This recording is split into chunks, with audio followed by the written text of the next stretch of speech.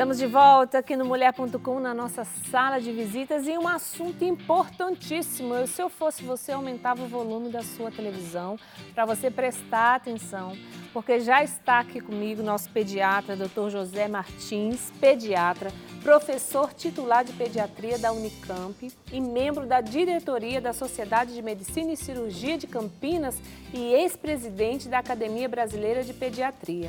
O que significa isso? Que entende muito do assunto de criança quando nós falamos, não é?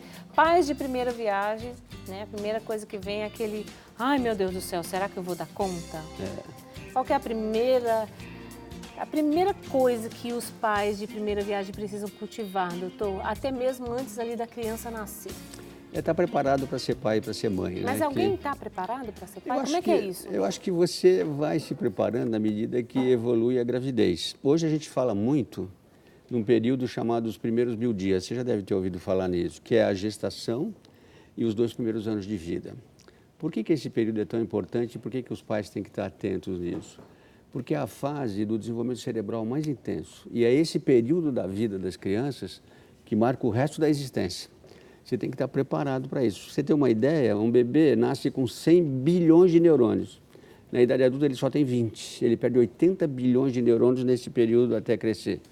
Por quê? Porque os pais participam estimulando e só os neurônios que os pais podem trabalhar com eles, participar, ajudar, estimular, é que vão ficar vivos, né? Por isso que a gente fala... É mesmo? É mesmo. Vamos repetir isso? Eu acabei de dar uma palestra no Café Filosófico lá do Instituto CPFL, exatamente sobre os primeiros 1000 dias. Somente os neurônios estimulados pelos pais, quando a criança ainda é pequena, são nessa aqueles fase, que ficam mais vivos, participando da existência. Por isso que a gente sempre fala, e eu escrevo isso nos meus livros e publico, que uma criança que é estimulada, que é benquista, que recebe carinho, atenção, abraço, beijo, que a mãe e o pai estão presentes, que dão atenção, ela tem muito mais chance de ter menos problemas na idade adulta, ela tem muito mais chance de ser mais feliz, ela tem muito mais chance de ter menos problemas de se desenvolver.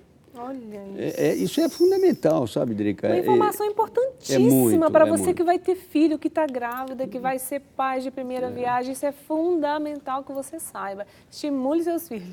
Exatamente, porque as pessoas... Esse é um conhecimento que mais recentemente nós, os pediatras, estamos mostrando, e as academias de pediatria e as universidades. Por que é importante isso?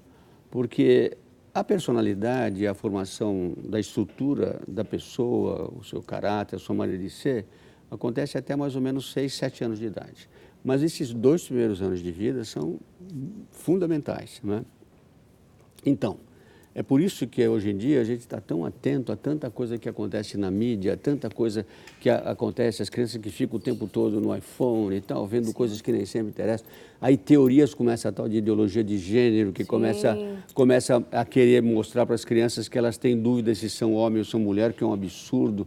Confundindo a cabeça das crianças. Eu pertenço a um grupo da Sociedade de Medicina e Cirurgia de Campinas, que é da anti-ideologia. Nós queremos mostrar para os pais, deixa as crianças em paz, deixa elas crescerem, para de tentar influenciar negativamente, aproveite para dar as influências positivas, as coisas boas que esse cérebro precisa aprender. Se você cria dúvidas de como a criança é, o que ela se sente como ser humano, se ele é masculino ou feminino, nessa idade você está prejudicando essa criança. Essas decisões são para mais tarde, cada um decide no futuro, quando chegam os hormônios. Às vezes, para o resto da vida. Exatamente, e marcam, existem trabalhos internacionais de vários países, mostrando que essas crianças chegam na adolescência ansiosas, muitas vezes com dúvidas muito grandes, inseguras, sem saber exatamente quem são e como são. Por isso que é muito importante você me convidar para falar sobre esses primeiros anos de vida. E essa preparação. Você disse, sobretudo os pais de primeira viagem. Isso, o senhor falou, os pais de primeira viagem precisam estar preparados para ser pais. Mas a verdade é que quando nasce, doutor... Pois é. Ah, meu Deus, e agora o que eu faço? Então, a primeira coisa que um pai de primeira viagem, uma mãe de primeira viagem tem que entender é a importância da amamentação, do leite humano. Né? Esse leite fundamental para o desenvolvimento do cérebro, para ajudar, inclusive, esses neurônios aí que estão sendo preparados para o resto da vida. Substâncias muito especiais do leite humano, que durante milhões de anos de evolução foi preparado para ajudar naquilo que é de mais importante na raça humana, que é o cérebro. A nossa força como espécie é o pensamento. Sim. O nosso cérebro que cresceu. E as famílias de primeira viagem têm que perceber isso, ajudar o pai, ajudar ao máximo a mãe a amamentar, a mãe procurar se informar durante a gravidez. E mais, a gente sabe hoje que o que acontece na gravidez para uma mãe acaba influenciando também o bebê no futuro. Uma mãe deprimida, uma mãe sofreu estresse, maltratada, agredida, desrespeitada, com sofrimentos grandes, acabam sendo passados através dos hormônios que ela produz, as coisas de estresse que ela tem, para o feto intraútero, e isso acaba repercutindo depois para o resto da vida. Ou seja, viu como é importante ser mãe e ser pai? Sim, né? É uma sim. coisa impressionante, tem muito a ver com o resto da existência.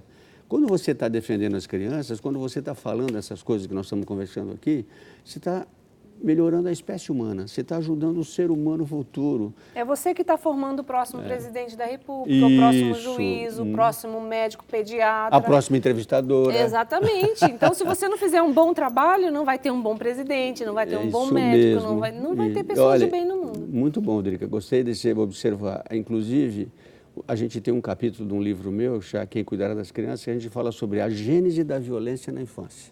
Quer dizer, a gente fala que a violência, a crueldade, essa sociedade brutal, sem fé, sem amor, sem carinho que existe hoje em dia aí em muitos lugares, tem muito a ver com o que aconteceu na infância, né? Se você não foi amado e não recebeu os carinhos que você precisa receber dos seus pais, da sua família, dos seus avós, você tende a ser uma pessoa que não sabe amar. Sim. Porque você vai ser muito mais... Eu falo, vai crescer adulto e tem que aprender a amar. Eu falo nas coisas que eu escrevo dizendo o seguinte, claro que a pobreza, a miséria, a falta de comida é fundamental no sofrimento humano, mas a falta de amor é a mais importante. É a mais importante. O não pegar no colo, aquela história de antigamente, a criança chorava e alguém dizia assim, não pega no colo porque ela vai se acostumar. Eu digo o contrário, pega porque ela está chorando porque ela quer carinho e atenção. Sim. Se você não pega um bebê que está chorando, então os pais de primeira viagem precisam saber disso, sim, esse bebê entra em depressão. Ele sofre. Exatamente. Gente, é uma conversa muito boa que a gente está tendo aqui. Então, você que tem criança na família, que está nessa fase de educação, vai ser pai, vai ser mãe, tem alguém que está grávida, a família está esperando, deixa a sua mensagem lá no nosso Facebook, participa conosco lá no nosso Facebook, nas nossas redes sociais. Sua pergunta, sua dúvida é agora, né? Doutor, o senhor estava falando aí de choro. Existem algumas coisas espalhadas aí no meio, né, das pessoas, dizendo Você me com chama essa de senhor, técnica. senhor porque o cabelo é branco, é isso? É respeito. Minha mãe me educou. Minha mãe me... Prefiro que você me chame de você. Tá bom, você. Doutor, não sei se você já viu, claro que já viu, e tem essas técnicas espalhadas aí no meio da sociedade. Claro. Deixa o seu filho chorar que ele vai dormir sozinho, deixa ele largado que ele vai se virar sozinho, né? Ele vai aprender. Então é preciso tomar cuidado, porque afeto não se improvisa. Isso é uma coisa que eu demorei muito tempo para entender, que eu falei, não, um dia eu caí assim, falei, nossa, afeto não se improvisa. Se eu não der afeto para meus filhos agora, quando eles forem adultos, eles não vão me dar afeto. Exatamente. E olha, e também uma outra coisa que você colocou, que eu aprecio muito, é o seguinte, é bom não confundir as idades das crianças. Cada criança tem um período de vida diferente. Bebê é uma coisa, pré-escolar é outra, pré-adolescente é outra, adolescente é outra. Para cada um dessas crianças nessas idades, os pais de primeira viagem têm que aprender, porque eles vão aprender só com o tempo, que as crianças são diferentes e têm tratamentos diferentes. Quando eu falo que você tem que dar atenção, carinho, pegar no colo, ajudar, fazer tudo, algumas pessoas dizem, você está querendo que seja mimado. Não, eu estou falando dos bebês que precisam dessa atenção, porque eles se comunicam através do choro. Quando você vai ter uma criança que está crescendo, está virando pré-escolar, está escolar, ele precisa de educação, ele precisa de limite. Então, eu tenho um livro chamado Cuidado, Afeto e Limites, uma combinação possível. Olha, aliás, escrito quero. Eu te dou, eu te mando. Junto com um colega meu, psicólogo, muito amigo meu, que é o Ivan Capelato. Nós dois escrevemos esse livro exatamente por causa disso. Porque cada idade, você tem um filho de 12 e um de 4, são duas crianças com... Eu tenho mesmo. Eu sei, você me contou. Então, na verdade, o que acontece? São duas crianças que precisam de uma maneira de lidar um pouco diferente. São irmãos, mas você não pode fazer com o de 12 o que você faz com o de 4. Você tem que dar mais atenção, tem que entender que ele está aprendendo. O bebê, então, nem se fala. Ele é quase inconsciente, ele não sabe bem o meio ambiente. Ele chora, é a maneira dele se comunicar. Então, nessa hora, você tem que pegar, você tem que entender. Primeira viagem, pergunta que frequente. Por que bebê chora, né? faltam milhares de motivos. Você quer que eu dê alguns? Porque não sabe falar, né? Não sabe de falar. Repente... Ele pode chorar que está com fome, Sim. pode chorar porque está com frio, pode chorar porque está com calor, pode falar porque tá a sujo. fralda está suja, pode falar porque está num lugar muito ruidoso ou num lugar super escuro. Está com sede. Ou está com sede. Então, ele se comunica com as pessoas. Quando ele chora, você tem que entender por quê, não silenciá-lo. Quer dizer, a ideia do choro é interpretar a razão do choro e tentar ajudar.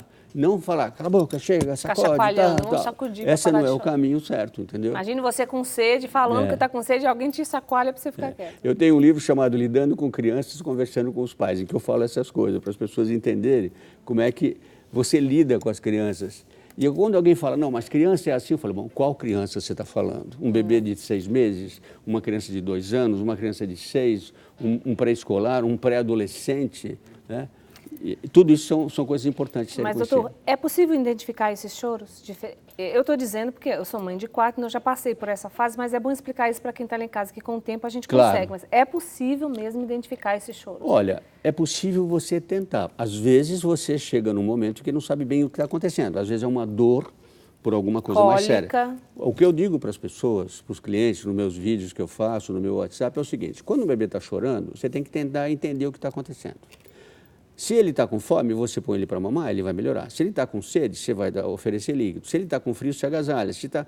Nunca exagere, né? Quando alguém chega no meu consultório, aquelas crianças cheias de roupa, né? Eu sempre pergunto para a mãe, tem pinguim lá na porta do meu consultório? Ai, doutor, que maravilha isso, que eu olho a bochecha e falo, esse neném deve estar sofrendo calor danado. Pois é, há um exagero em roupa de bebê. Bebê, claro que bebê tem que ser agasalhado, mas o bom senso mostra que você deve colocar um pouquinho a mais de roupa que você está usando confortavelmente, porque eles têm um pouquinho mais de tendência a precisar de calor. A mesma coisa, a questão de você fez tudo que pode. É igual você entrar no avião e fazer um checklist, né? Está chorando. 1, tira a fralda. 2, vê a roupa. 3, vê se está com fome. 4, vê se está com sede. 5, vê se o ambiente está muito gelado. Vê se está muito calor. Você faz tudo isso e a choro continua, ele precisa de um pediatra. Ele precisa ser levado a um colega, a uma pessoa que cuida do seu bebê ou no posto de saúde, para ver se tem uma dor de ouvido, se tem uma dor de cabeça, se está com um resfriado, se ele está com uma infecção. Mas isso é o final da lista, entendeu? Na imensa Parou de chorar na hora que trocou a fralda, pronto. Claro, na maioria das vezes. E isso, eu acho que foi interessante colocar esse tema no programa, porque principalmente as mães jovens, elas ficam desesperadas. Eu estou cheio de mãezinha que chega para mim e fala assim, doutor, ele chora. Eu falo, ele chora. Que bom, está vivo. Todo bebê chora. Né? Só que quando eu te falo de preparar isso lá na gravidez, é que o pessoal não percebe que quando nascer um bebê, a vida vai mudar. É que o primeiro filho, gente, eu tô rindo aqui, mas é sério, né? É sério. O primeiro filho, a gente fica, chorou, ai meu Deus, e agora você fica desesperado. Até você conseguir identificar todos os choros, o que é de fralda suja, o que é de cólica, o que é, passa um tempinho no desespero. Exato, e você tem que aos poucos ir confiando na informação da família. A vovó sabe um pouco mais que você, às vezes até ela atrapalha, mas na maior parte das vezes ela ajuda. Vó é mãe com açúcar, você sabe, né? Sim. E elas ajudam muito no carinho, na atenção, de apoio à mãe jovem, à mãe de primeira viagem, que está insegura com o bebê no colo, que ela não sabe o que fazer, a família ajuda. É muito bom ter esse apoio familiar. Agora, quando você não identifica uma causa de um bebê que está desconfortável, ele precisa ser examinado. Sim.